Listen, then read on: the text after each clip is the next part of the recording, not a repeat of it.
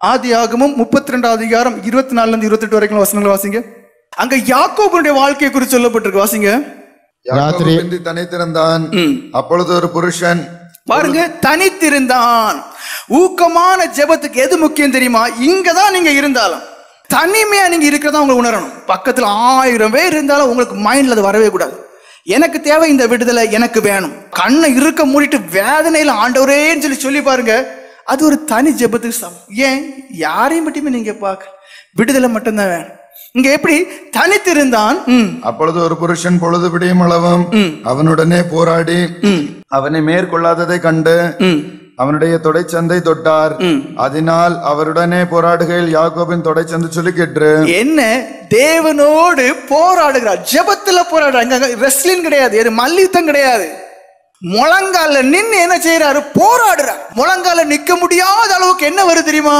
தொடையில வேதனை வருது. நம்ம என்ன நினைச்சுவோம்? சப்புன்னு இருப்போம். ஆனா ஆசீர்வாதத்தை அந்த ஆதி பிதா எப்படி சொந்தமாக்குறாரு பாருங்க. முழங்கால நிக்கிறாரு, தொடையில கஷ்டங்கள் வருது, சுளுக்குகள் ஏற்படுது, விடல. ஏன் விடல?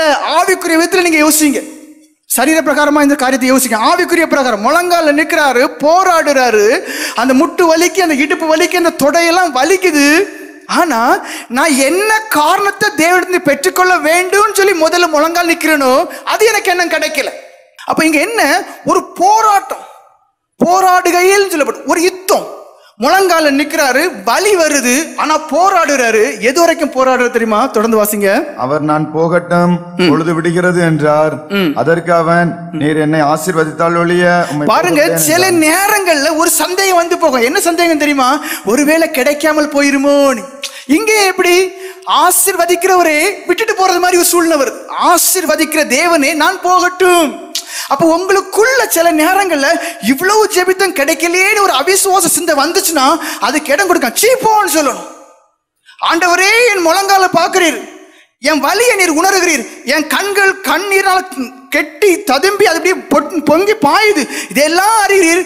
எனக்குள்ள அவிசுவாச சிந்தனையே வரக்கூடாது. நான் என்ன காரணத்துக்கான ஜெபிக்க ஆரம்பிச்சனோ அது எனக்குள்ள அதிக நிச்சயமாய் நடந்து நிறைவேறணும். எனக்கு விடுதலை அமையணும், இல்ல அந்த ஆசீர்வாதம் எனக்கு கிடைக்கணும்னு சொல்லி அந்த அவிசுவாச சிந்தனைக்கு இடம் கொடுக்காமல தொடர்ந்து ஜெபிக்கணும். இங்க பாருங்க, ஒரு அவிசுவாசத்துக்குரிய ஒரு காரியம் வருது. நான் போகட்டும், விடல. தொடர்ந்து வாசிங்க. அவர், உன் பெயர் என்ன என்று கேட்டார். யாக்கோபு என்றான். அப்பொழுது அவர், உன் பெயர் இனி யாக்கோபு எனப்படாமல் இஸ்ரவேல் எனப்படும், தேவனோடும் மனிதரோடும் போராடி மேற்கொண்டாயே என்றார். அப்ப ஒரு காரியத்தை மனசுல ஊக்கமா நீங்க ஜெபம் பண்றது வீணாய் போமா? ஜெபிக்கும் போது ஒருவேளை வலிக்கும் போதெல்லாம் தோணும், இவ்வளவு ஜெபித்துட்டேன், ஒருவேளை கிடைக்காது. இல்ல, நம்முடைய தேவன் ஜீவனுள்ள தேவனா இருக்கிறார். உங்களுடைய அந்த கண்ணீரை காண்கிற தேவனா இருக்கிறார். உங்களுடைய அலறுதல், புலம்புதல், கண்ணீரை அவருடைய காது கேட்கக்கூடியதா இருக்கு. அப்போ உங்களுடைய வாழ்க்கை எப்படி இருக்கணும்? ஒரு போராட்டமானதா இருக்கணும். இது நோவக்கூடாது, நொம்பலம் வந்துடக்கூடாது. ஜெபம் பண்ணுவோமான்னு சொன்ன உடனே நீங்க என்ன செய்ய? ஜெபம் பண்ணலாமே. அது எப்படி? ஒரு கையை ஊனுவோம், சப்பின்னு இருந்துருவோம். இல்லை, எப்படி? சம்பளங்கால் போட்டுட்டு அப்படி அப்படியே பார்த்துட்டு ஆசீர்வாதம் கிடைக்குமா? போங்க, உங்களுக்கு கூடையா தருவார் ஆண்டவர். ஒன்றும் கிடைக்கும். ஆதி பிதா எப்படி அந்த ஒரு மனுஷன், தேவனுடைய மனுஷன் எப்படி அந்த ஆசீர்வாதம் போராடுறார், போராடி மேற்கொண்டாயே என்று சொல்லி இஸ்ரவேல். அது வரைக்கும் அந்த மனுஷனுடைய பேர் என்ன தெரியுமா? எத்தன். ஏமாற்றக்கூடிய மனுஷன். அந்த மனுஷன் தன்னுடைய சகோதரனை ஏமாற்றினா அந்த மனுஷனுடைய வாழ்க்கையில அது வரைக்கும் ஏமாற்றம். அது தெரியுமா உங்களுக்கு? நிம்மதியே கிடையாது. யாக்கோபுடைய வாழ்க்கையில இதுதான் விடுதலைக்குரிய ஜெபம். இந்த விடுதலைக்குரிய ஜெபத்தை ஏறெடுத்துக்க பிறகுதான் அந்த மனுஷனுடைய வாழ்க்கையில அந்த மனுஷன் ஏமாத்தப்படல. வேதாமத்தை வாசித்து பாருங்க, சொல்லியிருக்காரு, லாபான் என்னை 10 தடவை சம்பளத்துல ஏமாத்தணும்னு சொல்லி வேதனைப்படுறார்.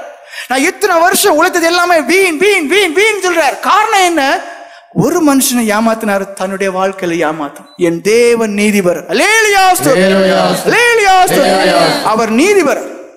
நீங்க இனி ஒரு மனுஷனை ஏமாத்துறீங்கன்னா உங்களுடைய வாழ்க்கையில ஏமாற்றம் உண்டு. ஆனா அந்த தண்டனை சாகுற வரைக்கும் சாவமா உங்க மேல இருக்குமா? இருக்காது. அது அந்த சாபத்தை எது உடைக்கும் தெரியுமா? ஊக்கமான ஜெபம். சாபத்தை எது உடைக்கும்? எனக்கு மேல சாபம் இருக்கு, என் குடும்பத்துக்கு மேல சாபம் இருக்கு, ஒன்னே இல்ல, என்ன செய்? ஊக்கமா ஜெபம் பண்ணு, முழங்கால நின்று ஜெபம் பண்ணு, விசுவாசத்தோட ஜெபம் பண்ணு, அழுது ஜெபம் பண்ணு, கண்ணீரோட ஜெபம் பண்ணு. சாபம் உடையும். அதுக்கு பெஸ்ட் எக்ஸாம்பிள் யாக்கோபு. அது வரைக்கும் எத்தன் சொல்றாரு, இனி நீ யாக்கோபு என்று அழைக்கப்படுவதில்லை, இனி நீ இஸ்ரவேல் என்று.